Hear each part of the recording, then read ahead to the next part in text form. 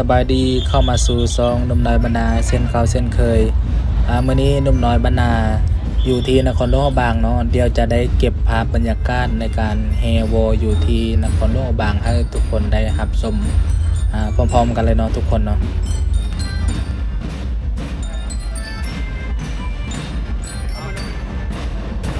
อันนี้คือขบวนแรกก็คือนักเรียนนักศึกษาเนาะขบวนแรก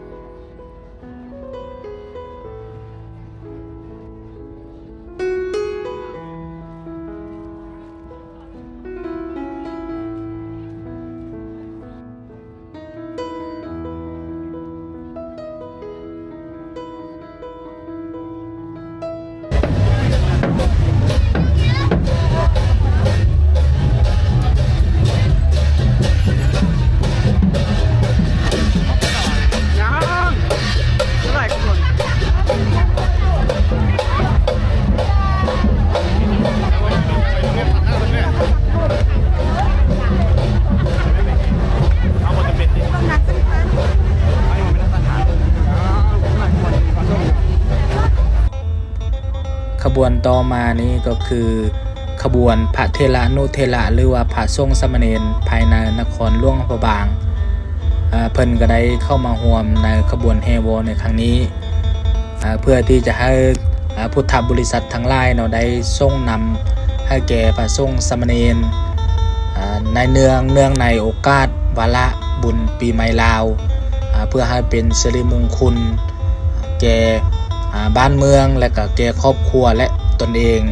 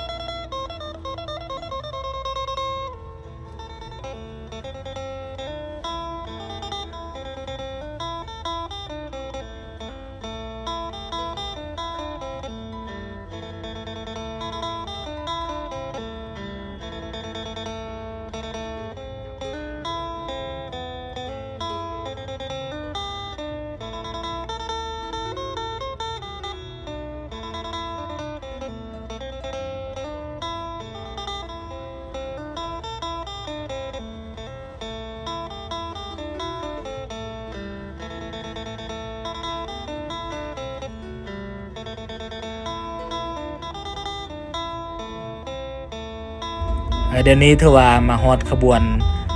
นางสังฆานแล้วเนาะถือว่าก็คนหลายพอสมควรเนาะก่อนที่จะฮอดขบวนนางสังฆานนี่ก็มีหลายๆขบวนเดี๋ยวนี้ถือว่ามาฮอดขบวนนางสังฆานเป็นที่เรียบร้อยเนาะเดี๋ยวนี้เฮาอยู่ฝั่งนี้เนาะเฮาบ่ได้เห็นหน้าเนาะเฮาบ่ได้ไปอยู่ฝั่งนั้นเพราะว่าทางนางสังฆานนี้จะได้ปีนหน้าเป็นทางฝั่งนั้นเนาะเดี๋ยวนี้เฮามาอยู่ฝั่งนี้ก็เลยได้เก็บภาพบรรยากาศประมาณนี้แล้วเนาะให้FC ทุกคนได้รับได้ชมก็คือบรรยากาศเนื่องในโอกาสบุญวาระปีใหม่หรือว่าบุญปีใหม่ลาวอยู่ที่นครหลวงพระบางก็ถือว่าคนเข้ามาไล่เนาะบ่ว่าแต่ว่าคนต่างประเทศแล้วก็คนลาวอยู่ต่างแคว้นเนาะก็ได้มาลิ้นมาเที่ยวในบุญปีใหม่ลาวอยู่ที่นครหลวงพระบางในครั้งนี้ถือว่าก็ไล่พอสมควรปีนี้ถือว่าถึกวันที่14เนาะการแฮบออยู่ที่นครหลวงพระบางก็คือปีนี้คือพุทธศักราช2566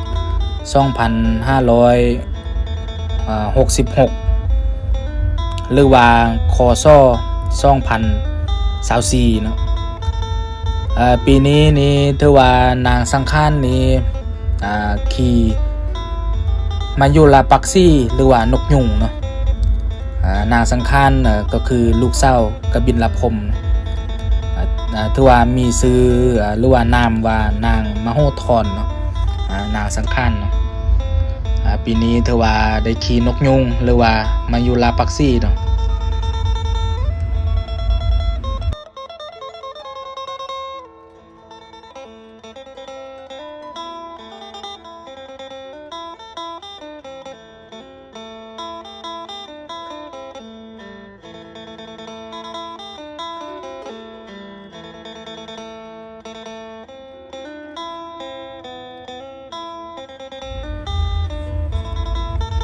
การถ่ายบรรยากาศแฮบอในครั้งนี้ถือว่าหนุ่มน้อยบรรณาฮอตนี้ก็ถือว่าได้จบลงแล้วเนาะหนุ่มน้อยบรรณาฝากให้ทุกคนไปกดไลค์กดแชร์กด Subscribe หรือว่ากดติดตามเพื่อเป็นกำลังใจให้ทางหนุ่มน้อยบรรณาเฮ็ดคลิปใหม่ๆให้ทุกคนได้รับได้ชมอีกแต่ก็อีกอย่างหนึ่งคือทุกคนจะบ่พลาดคลิปใหม่ๆ